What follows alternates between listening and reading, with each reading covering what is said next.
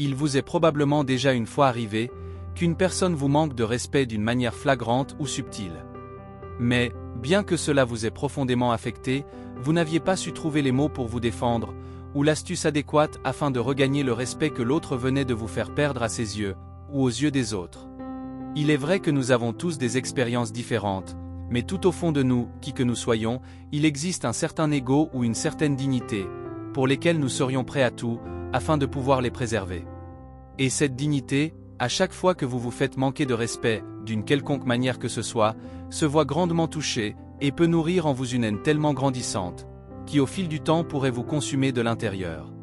Cependant, afin de ne pas en arriver à ce point, il existe certaines astuces que si vous prenez la peine de connaître, vous ne vous ferez plus jamais humilier, ou vous faire manquer de respect par qui que ce soit. Alors, restez attentifs et regardez cette vidéo jusqu'au bout, car la meilleure technique pour faire face efficacement à un manque de respect, nous l'avons chaudement gardée pour la fin. Avant de rentrer dans le vif du sujet, nous vous exhortons à vous abonner à notre chaîne, si ce n'est encore fait, afin de nous encourager à toujours vous apporter de la valeur. Afin de vous permettre de bien cerner la première condition pour toujours vous faire respecter, veuillez prêter attention à cette histoire. Il y a quelques années, dans une petite entreprise, travaillait un jeune homme nommé Marc. Marc était ce collègue toujours prêt à aider, à faire des heures supplémentaires et même à prendre sur lui les erreurs des autres. En gros, il était le bon samaritain du bureau. Mais malgré tout cela, il avait un gros problème. Personne ne le respectait. Chaque jour, Marc se retrouvait avec des tâches supplémentaires qui ne lui appartenaient même pas, des collègues qui lui parlaient de manière condescendante, et avec des remarques déplacées lors des réunions. Tout le monde le prenait pour acquis, personne n'accordait de l'importance à l'énergie et au temps qu'il consacrait à effectuer tous les travaux qu'il y faisait. Marc se doutait que ses collègues ne le respectaient pas vraiment, mais ne savait pas comment faire pour leur faire comprendre son mécontentement. Sans créer de désaccord, il préférait alors garder le silence. Mais un jour, après une remarque très humiliante sur le physique de la mère de Marc par l'un de ses collègues, devant toute l'équipe, bien qu'il n'ait rien dit pour se défendre, Marc en eut assez. Il se sentait humilié de trop, et cette fois-ci à bout. Il décida alors de rendre visite à son oncle Paul, un homme sage et respecté de tous, dans la famille, afin de trouver des solutions face au manque de respect qu'il subissait depuis des années. Assis dans le vieux salon de son oncle, avec une tasse de café chaud entre les mains, Marc déversa toute la haine qu'il portait dans son cœur à son oncle. Il lui raconta toutes les fois où il s'était senti méprisé et ignoré, tous les sacrifices qu'il avait faits pour les autres, et en plus sans reconnaissance de sa valeur, de leur part. L'oncle Paul écouta attentivement. « Marc, le respect ne se mendie pas, il se mérite. Le respect, il ne se propose pas, il s'impose. Ce n'est pas en faisant plaisir à tout le monde que tu gagneras leur respect. Si tu cherches à faire plaisir à tout le monde, tu ne feras plaisir à personne. Il faut que tu te respectes toi-même d'abord. » Marc fronça les sourcils, perplexe. « Mais oncle Paul, qu'est-ce que c'est que se respecter soi-même, pour se faire respecter ?» L'oncle Paul, paradoxalement à la réaction de Marc sourit. « Il y a une règle simple, Marc, apprends à dire non. Ne laisse tout simplement pas les autres abuser de ta gentillesse. Fixe des limites claires, et tiens-toi-y. Cela voudrait dire que la prochaine fois, lorsque quelqu'un parlera mal de ta mère, fixe-le droit dans les yeux, et dis-lui clairement que tu ne tolères pas qu'on parle de ta mère ainsi. Vois-tu, nous avons chacun des limites différentes. Moi par exemple, si l'on m'insultait moi tout simplement, j'en rigolerais, mais si l'on osait dire du mal de mon frère en ma présence, je ne tolérerai jamais cela. Alors, prends un peu de recul, et établis clairement des limites qui te sont propres à toi, et veille à ce que personne ne les franchisse. Ainsi, tu sais exactement quand dire non. Toutefois, réponds calmement, mais surtout fermement, pour ne pas te montrer déstabilisé. Montre que tu as tes limites à toi, que tu respectes. Ainsi, tu montres que tu te respectes toi-même, et les autres te respecteront en retour. Le lendemain, Marc retourna au bureau avec une nouvelle détermination. Lorsque son collègue Julien, habitué à lui refiler son travail, s'approcha avec une pile de dossiers, Marc le regarda droit dans les yeux et dit « Désolé, Julien, mais j'ai déjà assez de travail pour aujourd'hui.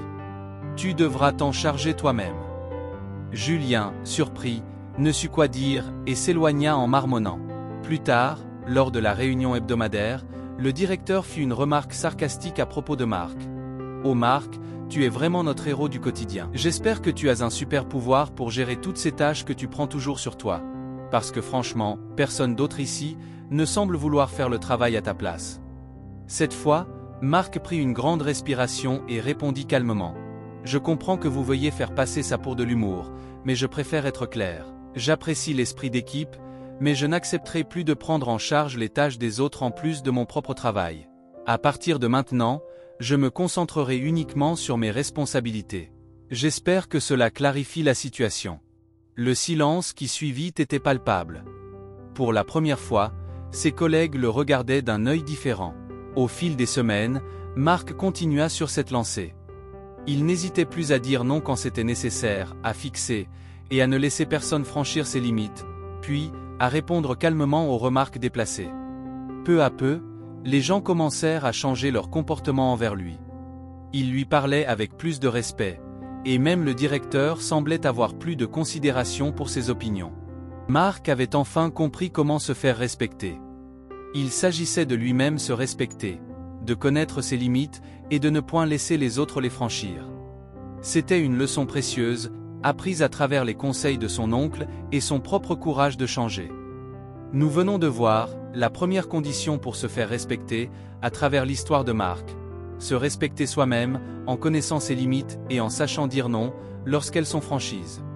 Toutefois, l'art de se faire respecter ne s'applique pas seulement dans un contexte professionnel. Il s'applique partout où le manque de respect y est. Par exemple, s'il s'agissait de vous faire respecter par votre ami, qui ne rate pas d'occasion de vous rabaisser, ou vous faire respecter par votre femme, ou vos enfants qui ne respectent pas le père que vous êtes, ou d'autres exemples où une personne vous manquerait de respect, il existe d'autres manières de vous y prendre. Le point suivant, pour avoir du respect est tout simple, il s'agit de ne courir après personne, ou de ne jamais donner cette impression à qui que ce soit. Quelle que soit la manière dont vous vous respecterez, en établissant vos limites avec les gens, il y en aura toujours qui ne vous respecteront pas. Dans ce cas, éloignez-vous tout simplement de ces personnes, vous n'avez pas à leur quémander du respect. C'est même dans ce sens qu'une phrase populaire dit « Quittez la table lorsque le respect n'est plus servi ». En effet, en vous éloignant, vous montrez que vous vous respectez suffisamment pour ne pas tolérer un traitement irrespectueux à votre égard. Comprenez que certaines personnes ne changeront jamais, peu importe combien vous essayerez de leur faire comprendre vos limites. Vous en éloigner vous permet d'éviter des conflits inutiles et de préserver votre énergie. Vous n'avez pas besoin de courir après le respect.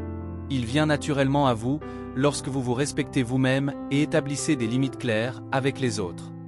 Le troisième point, l'avant-dernier de notre liste, consiste à utiliser la psychologie humaine pour se faire respecter. Nous allons vous donner quelques astuces psychologiques pour déstabiliser une personne qui aime dénigrer les autres et leur manquer de respect, simplement pour se donner une image de supériorité. Pour gérer ce type de comportements irrespectueux, il est essentiel de comprendre qu'il existe ce qu'on appelle en psychologie le rapport de force, et quelle que soit la technique que vous utiliserez, l'objectif est de faire pencher la balance en votre faveur pour prendre le dessus. Montrer à l'autre personne que ses tentatives de vous dénigrer sont inefficaces la déstabilisera et la fera réfléchir à 2 fois avant de recommencer. La technique que nous allons aborder s'appelle la technique de la glace. Elle est particulièrement utile lors des conflits, où une personne essaie de se montrer supérieure en vous insultant. Voici comment l'utiliser. D'abord, restez froid comme la glace. À l'image de la glace, restez froid et impassible. Peu importe combien l'autre personne vous manque de respect, ne réagissez pas. Tout en restant froid, fixez-le droit dans les yeux. Pendant qu'il essaie de vous humilier, fixez-le droit dans les yeux. Regardez-le comme si vous cherchiez votre reflet dans ses yeux, sans cligner des yeux ni détourner le regard. Votre regard doit être perçant. Surtout, ne montrez aucune réaction. Ne laissez aucune émotion transparaître sur votre visage. Montrez-lui que ses paroles n'ont pas d'effet sur vous. Cette absence de réaction le déstabilisera à coup sûr car il s'attend à ce que vous réagissiez. Maintenant, si après 45 secondes, il continue de parler, partez simplement. Laissez-le continuer à parler tout seul. Il se sentira rapidement ridicule et finira par arrêter de parler. Mais, s'il s'arrête de parler avant les 45 secondes, continuez à le fixer pendant quelques secondes supplémentaires pour bien marquer votre position. Ensuite, vous pouvez choisir de lui répondre calmement et posément, en lui disant par exemple « Maintenant, si vous avez quelque chose de constructif à dire, je suis prêt à écouter. » Toutefois, vous pourrez simplement tourner vos talons et vous en aller. Dans les deux cas, vous aurez montré que vous êtes inébranlable et que ces tentatives de vous dénigrer sont inefficaces. En agissant ainsi, vous lui montrez que rien de ce qu'il dit ne vous affecte. Vous gagnez ainsi son respect, car il aurait compris que ces tentatives de vous dénigrer sont vaines, et il n'osera plus se confronter à vous, car il ne sait pas de quoi vous êtes capable. Il pourrait penser que vous l'avez ignoré pour l'épargner, et ça, c'est puissant. En utilisant la technique de la glace, vous pouvez gérer efficacement les comportements irrespectueux de ceux qui cherchent à vous rabaisser. Cette technique repose sur le contrôle de soi et la maîtrise de ses émotions, des compétences essentielles pour se faire respecter. Pour découvrir d'autres astuces psychologiques et approfondir vos connaissances, n'hésitez pas à suivre notre vidéo complète, que nous afficherons à la fin de cette présentation. Voilà présenté la technique de la glace. Maintenant, passons au tout dernier point, dans notre guide, de l'art de se faire respecter. Il s'agira ici de vous faire rare. L'être humain a tendance à donner de la valeur à ce qui est rare. C'est même la raison pour laquelle le diamant est si cher. Il est rare. Et la raison en est toute simple, on se lasse très vite de la présence constante des choses ou des autres. Le concept de rareté s'applique à de nombreux aspects de la vie. Quand quelque chose est toujours disponible, il perd de sa valeur et de son attrait. Dans les relations amoureuses par exemple, prenons une fille, dont le petit ami est toujours là, toujours et toujours disponible pour elle. À un moment donné, elle peut commencer à le prendre pour acquis, voire à se lasser de sa présence constante. En revanche, si ce petit ami est parfois indisponible, elle sera amenée à apprécier davantage les moments passés avec lui. Ne soyez pas toujours disponible pour répondre systématiquement à tout le monde, même si vous n'avez rien à faire. Parfois, déconnectez-vous des réseaux sociaux, de votre famille, de vos amis, ou même de votre partenaire. Prenez du temps pour vous-même, et pendant ce temps de déconnexion, travaillez à augmenter votre valeur. Apprenez de nouvelles compétences, lisez, méditez, ou prenez simplement soin de vous. Plus vous aurez de la valeur, plus vous aurez un statut, et rien que pour cela, vous serez respecté. En effet, le statut joue un rôle crucial dans la manière dont les autres vous perçoivent et vous respectent. En développant vos compétences et en améliorant votre connaissance de vous-même, vous devenez une personne rare et précieuse. Vos réalisations et votre comportement exemplaire vont naturellement attirer le respect des autres. En vous faisant rare, vous apprendrez aussi à apprécier le temps de qualité avec les autres. Chaque interaction deviendra plus significative et précieuse. Vos amis, votre famille et vos collègues commenceront à apprécier davantage votre présence, car elle ne sera pas éternelle, mais pleine de valeur. Vous faire rare est donc une stratégie puissante pour vous faire respecter. En limitant votre disponibilité et en travaillant sur vous-même, vous augmentez votre valeur perçue et vous gagnez le respect des autres. Rappelez-vous, il ne s'agit pas de devenir distant ou égoïste, mais de vous assurer que votre présence est toujours précieuse et respectée. En résumé, se faire respecter n'est pas une question de chance, mais d'efforts conscients et de décisions réfléchies. Comme nous l'avons vu avec l'histoire de Marc, le respect commence par le respect de soi-même et l'établissement de limites claires. Il est crucial de ne pas courir après ceux qui ne vous respectent pas, et de parfois appliquer des stratégies psychologiques adaptées pour gérer les comportements irrespectueux. Aussi, en vous faisant rare et en augmentant votre valeur personnelle, vous vous faites naturellement respecter. N'oubliez pas que chaque situation est unique, mais les principes fondamentaux restent les mêmes. Soyez conscient de votre valeur et ne laissez personne franchir vos limites. Merci d'avoir regardé et à très bientôt pour d'autres astuces et histoires inspirantes. C'était Citaction, agissez avec sagesse, soyez le changement.